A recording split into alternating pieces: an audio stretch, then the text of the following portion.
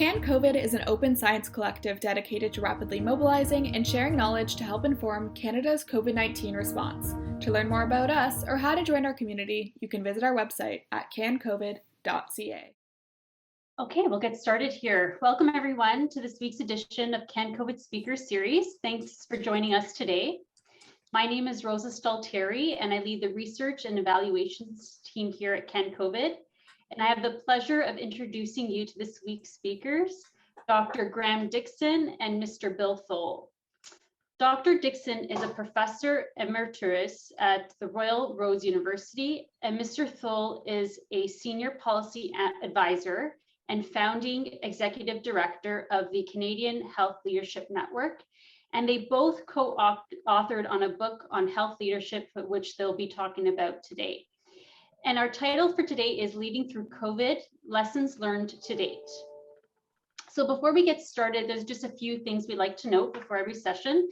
We have saved time at the end of today's presentation for a Q&A session. So please do enter in your questions into the events chat. And please ensure that you select to everyone when you're entering in your question. And finally, we have a brief announcement at the end that we will share. So without further ado, I will now hand over the mic virtually to Dr. Tholl, or Mr. Tholl, sorry. Well, thank you very much, Rosa and Harris and the Can COVID team. Graham and I are very much looking forward to spending the next 30 minutes with you. And hats off for helping ensure that as we go through this COVID experience that we're being led by the best available science and thinking on the topic. Before Graham and I get going, I'd like to acknowledge that I'm speaking from the unceded lands of the Algonquin people here in Ottawa, and I'd like each of you to kind of quietly think about everything that we can do in these times to respect our First Nations, Métis, and Inuit. So today, next slide, please. Graham and I are going to, there we go. We're going to break this into three parts. We're going to share with you some of the lessons being learned as we go through this COVID crisis, or this period of COVID, through the lens of leadership, and particularly through the lens of what we've developed in terms of the LEADS framework. And Graham's going to explain that briefly to you. And then we're going to share with you our top 10 takeaways of leadership in action, and think of that in one word, vis-a-vis leadership in action, 2 words, and what we're learning as we go through COVID in terms of both failure to act and to act. And then we're going to open it up, and we'd ask you, starting now, to begin to think about sharing your leadership lessons learned as we go through COVID. And all of this is based on an action research project that Graham's leading and I'm involved with in terms of a 3-phase action research project. And we're just completing phase 2 of that 3-phase project that started back in March of 2020. So next slide, please. Over to you, Graham. Thank you very much, Bill. And yes, I want to acknowledge that some of our co-researchers are on this call with us. LEADS as a framework, I very quickly want to mention why we're using the LEADS framework. And it's essentially because it's being used across Canada in multiple jurisdictions, multiple health authorities, by multiple professions to articulate, if you like, the work of leadership. And the framework itself has 3 or 4 key characteristics associated with us. We call it the DNA of health leadership because we see it as the foundation of what good leadership practice looks like. It is a by health for health framework, which means that it wasn't built to reflect private sector needs or business needs. It was built to reflect the demands of healthcare. And in particular, it's interesting to see whether it's relevant during the times of COVID, which is part of what we're talking about today. Next slide, please. The framework consists essentially of 5 domains of leadership action, and there's 4 capabilities for each domain. I'm not going to explain them in detail, but I will just say that it starts with that internal landscape of who you are as a leader, the lead self domain of leads. And it essentially sees leadership as acting interpersonally in terms of how you engage others, either in whatever endeavor you're in, the responsibility to achieve results as a leader. In other words, our job as a health leader is to actually eradicate to the greatest extent we can COVID. Our job as a leader is to build coalitions to serve that need. And finally, because we work in a health system, which is part of a bigger social system, we need to understand system transformation and the dynamics and as to how those affect our leadership behavior. Next slide, please. Okay, I think that's over to me now. So we've broken this into 3 parts, and you'll see there the reference to the recently published article that Graham is the lead author on. And that article breaks our 10 key takeaways into kind of 3 component parts. What have we learned through the retroscope? What are we learning in terms of insight as we enter what some are referring to as the chronic phase of the pandemic? And as we look ahead, what can we anticipate might be some of the lessons learned as they go forward? So using those 3 as kind of the collector lanes, let's move to hindsight. So hindsight, we've learned and relearned, I guess, or reaffirmed that Leeds is well established throughout Canada as a preferred or the preferred leadership framework, and the importance of contextual leadership, a caring environment, that we remind ourselves, leaders are constantly reminding themselves that we care about one another. The basic premise of Medicare in this country is that we care about the health and welfare of others. And so we're seeing evidence of that sort of rising to the top as we've gone through the first 18 plus months of COVID. There's a growing evidence base that, for those of you who studied leadership, you'll know that there are different leadership styles, and they work differentially well depending on the context. So in the early days of COVID, we saw in evidence quite a bit of directive, assertive, command and control type of leadership, and that's to be expected in the early days of a crisis like COVID, an unprecedented crisis. But as the COVID crisis has unfolded, we've seen more and more leaders gravitate towards more distributive leadership styles, more delegation. We've learned that pace-setting leadership has a fairly short lifespan. If you look at the burnout rate among many leaders, it's 80, 90%. And of course, many are worried about the consequences of that going forward. And of course, leadership capabilities also talk about VUCA, and everybody's heard sort of about VUCA in its traditional form: volatile. Next slide, please.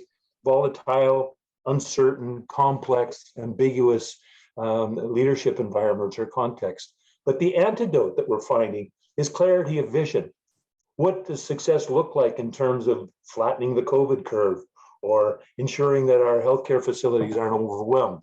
Next click, please. Understanding, better understanding. And that's where Can COVID and others are coming in to help ensure that we have, as best as possible, a science-based policy. And by that, I mean medical science, not political science. We can maybe come back to that. Next one, please. Clarity. Clarity around who's responsible for what. And we've seen some of this play out in terms of lack of clarity in the early days, in terms of acquisition and distribution of vaccines and so forth. And we're seeing a clear assignment of authorities and responsibilities as we've gone through the COVID experience. And last but not least, agility. We've all heard about EQ and IQ. Well, there's an emerging body of evidence around the importance of AQ, the agility quotient, and that resilience, like a muscle, both individually and organizationally, can be worked out and stretched. And if you do all the right things, we can actually go from not just surviving a COVID, but actually going out the other end, thriving. And we'll come back to that in terms of foresight. So next slide, please. I think it's over to Graham. It is, and thank you, Bill. And just to point out to everybody, some of the findings we're presenting were actually from the first phase of our study. We're involved right now in a second phase of our study, and This very morning, our team met to talk about the third phase and how what the data we've gathered to this point doesn't include, for example, the fourth wave and what's happening in the fourth wave. So our insights here are coming from really the first wave of the study. And then we called it a chronic crisis. In other words, not just a crisis, but a chronic one. And my colleague, Johnny Van Erde, and maybe you'll put the right phrasing in the chat box for me, John, talked about this as a perpetual crisis this morning, one that we may just be having to live with. And leadership, therefore, matters. How we lead matters. It matters to the health of our provider workforce. It matters to the health of the citizens. And we need to exercise the kind of leadership that enables and supports them through this perpetual crisis. That culture of caring really matters. And that really is what distinguishes healthcare leadership from leadership in any other context. You know, we need to bring the caring notion to every single decision that we make as a leader. And finally, we certainly learned in the first phase of the study, and it's even more paramount today with the kind of anti-vax protests going on, the kind of malinformation that's being spread, how mobilizing the right knowledge really matters, and how fundamentally important it is for us as leaders to do that as part of our everyday job. Next slide, please. We really found out, and this comes out of a podcast done by the Canadian Society of Physician Leaders, interviewed Dr. Joanne Liu, who said the following: the virus has no mercy. It exposes all our weaknesses, both individually and societally. And that's the context in which we actually thought about foresight, which is the next slide, please. The context, and again, these ideas are even more paramount, I think, today during the fourth wave than they were when we conceptualized them as a team.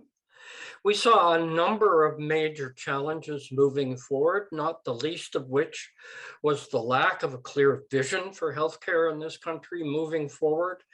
The fact that there's a tremendous desire within the population, with the health sector itself, to go back to what we knew and how powerful the pull of the status quo is, not only to how we behave every day, but our practices of leadership. Certainly, we found, and it's probably the biggest issue we're going to face going forward, is the health of the provider workforce.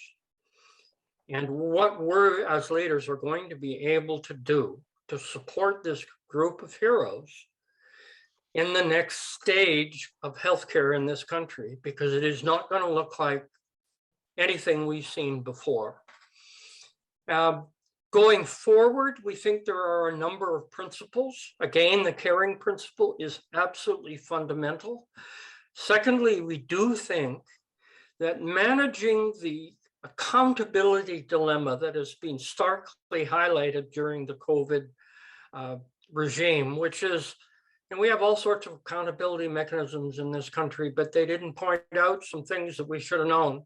And we never take more personal responsibility to be accountable as leaders for the system that we're stewarding. And finally, we have to resist that real pull to go back to what our practices of leadership, primarily driven by a management ethos, have been, to a leadership ethos driven by the needs of this contextual challenge called COVID-19. Bill, over to you. Okay, thanks, Graham. So we thought we'd kind of land on, in terms, as we look ahead, land on what's called the Stockdale paradox. And I encourage you all, if you haven't had a chance, just Google Jim Collins' Stockdale paradox. It's a 5-minute clip, and it'll do more justice than I'm able to do. But General Stockdale was the senior ranking U.S. Officer in Hotel Hanoi during the Vietnam War. And he survived over 7 years of imprisonment as a POW and came back to accomplish many things in his civilian life. And when he was asked by Jim Collins, so how did you manage to get through this? How did you manage not just to survive, but as I mentioned earlier on in terms of resilience, but actually thrive coming out of it? And he said, what's on your screen there, you must never confuse faith with what that you will prevail in the end, which you can never afford to lose, with the discipline to confront the most brutal facts of your current reality, whatever that might be. And so as we look at the preliminary results of our study, what are some of those irrefutable truths, and what are those core values that, oh, by the way, he was asked by Jim Collins, so those of your colleagues that didn't do so well, why didn't they do as well as you've done? He said, well, because they were eternal optimists. They kept saying, we're going to get out of this Hotel Hanoi at Christmas, and when that didn't happen, we'll get out by Easter, and when that didn't happen, so forth and so on. And by the time they actually were liberated, they were broken. Their basic, soul was kind of broken. So, looking ahead with COVID, we have to remind ourselves, based on the evidence that we've got so far, that there are some core values that Graham's just shared with you around a caring ethos, that we're more than our sum of our parts, that NIH doesn't stand for, not invented here syndrome in terms of our key learnings as we go forward in terms of best practices or leading practices around COVID. And facing the brutal fact, keeping tabs on those facts and realizing that, as again, Graham has pointed out, COVID doesn't respect provincial borders, doesn't seek a permission slip to go from one institution to another or one jurisdiction to another. And last but not least, looking forward, a better alignment of authorities and accountabilities when it comes to leading through COVID. That's one of the most stressful places to be, being held accountable for things over which you have no authority or little influence. So with that, next slide, please. I think we're at about the 20-minute mark. And so we would love to entertain any questions, or again, emphasize the fact that we would be really interested in you sharing some of your lessons learned as you've led through this COVID crisis. So thank you very much. Rosa, back over to you. Thanks so much, Mr. Tholl and Dr. Dickson. We do have questions in the chat box. We have about 12 minutes for Q&A. So just to let all participants know, please enter in your questions whenever you have a chance. So we'll get started with the first one. So the question is, would you please comment on what academia can offer in terms of reducing VUCA, particularly uncertainty? For example, Christine mentions COVID is growing and adding to information analysis networks. Apart from investing in information, collecting, interpreting, and sharing it, what else can academic research offer at this time in the pandemic? So I'll maybe take a first crack at that, Graham, if you don't mind. I'm a big fan of and like to practice being a spanner, a boundary spanner. And when speaking with Susan Law in advance of this, and again, thanks for the invitation, we talked about the importance of ensuring that the academics, the doers of research on the one side of the river, have effective means of communicating with those that are taking decisions and having to implement policy on the other. So the fact that you've got an academic, or primarily an academic, here with you, and I'm a recovering CEO of many different organizations, that kind of thing, where we try to take the application of the research in real time, and that's what COVID, I think, is so good at, in real time, having that research communicated effectively and immediately to those that are having to take policy decisions. So I think reaching out to policymakers, even more than you already are, is one thing that academics can and ought to do. Well, and I'll just add a couple of thoughts. We were actually grappling with this very question this morning in our own research steering group, because Of course, as COVID is so rapidly progressing and the circumstances in which we're having to respond to it are changing virtually every single day, our research protocol is having to be reviewed and changed commensurately. The traditional time frame associated with our research protocol doesn't allow us to adapt well to that rapidly changing environment.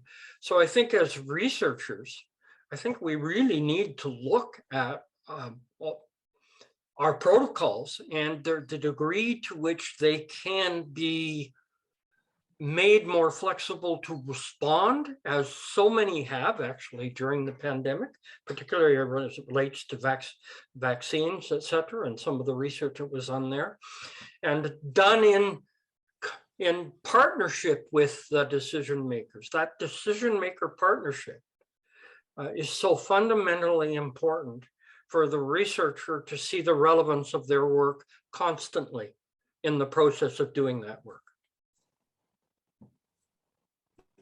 So very true. Our next question here is, the LEADS framework includes engaging others and developing collations, two activities which take a lot of time. So how can leaders do this fast, given the need to be agile and respond quickly in pandemic times? A very good question there. Who would like to start that one? I'll share a thought, and Bill can add to it. I've found, yes, they do take time.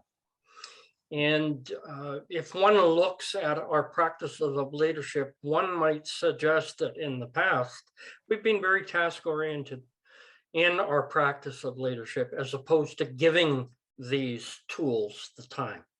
One of the tremendous, if there can be said to be, advantages of COVID has been the ability of technology to enhance the engage others and develop coalitions dimensions of the LEADS framework. The amount of time that we've saved from travel, the opportunity to prepare appropriately for meetings with some of that extra time, and the ability to focus the meetings on the substantive issues through this technology has been a tremendous boon. Now, what has been lacking is that personal, as we all know, that personal element.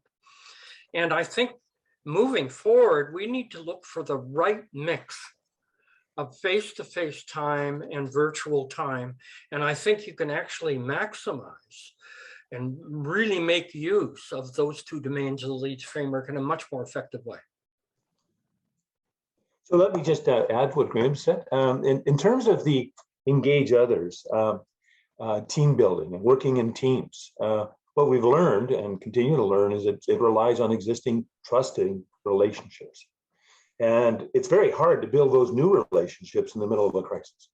So relationships become vitally important, and that's both at the individual level and when you start to talk about forming strategic alliances or partnerships during a crisis.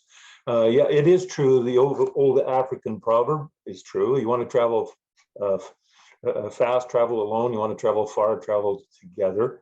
But what we've learned, and it's actually COVID, there's Eastern time zone and Pacific time zone, and then there's COVID time. What we've learned is that we can cut time without cutting corners.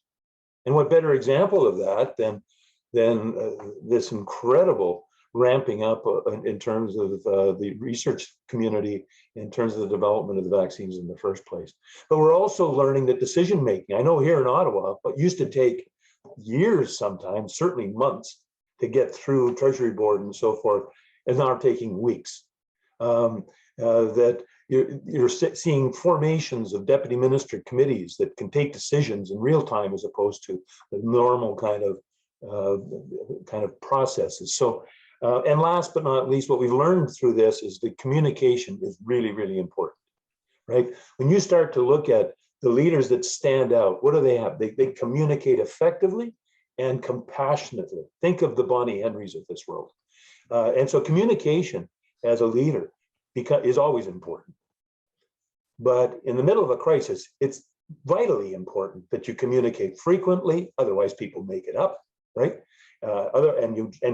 And I know Tim Caulfield was on an earlier one of these CAD and COVID things and emphasized just how important it was to jump onto misinformation with science as soon as you possibly can, because once it's out the door, it just grows exponentially. So communication becomes really, really important to both engaging your team and developing coalitions. Yeah, if maybe I can just add a couple of things that Bill's highlighted, I think, that certainly have troubled people in our studies. And one is that, and it relates back to the research question as well, and that is that if we're going to speak with a voice, then let's make it a unified voice. Researchers speaking with different findings, one on top of the other, does much to confuse the dialogue that relies so much on accurate information. Secondly, let's resist the urge and fight the urge for information to be politicized and used for purely political gain and division, to pit one group against another. I think as leaders, we have to be incredibly vigilant to when that is happening, because information is being weaponized to advocate for points of view that are detrimental to the welfare of society. And all of us as leaders need to be vigilant and counteract that whenever and however we can.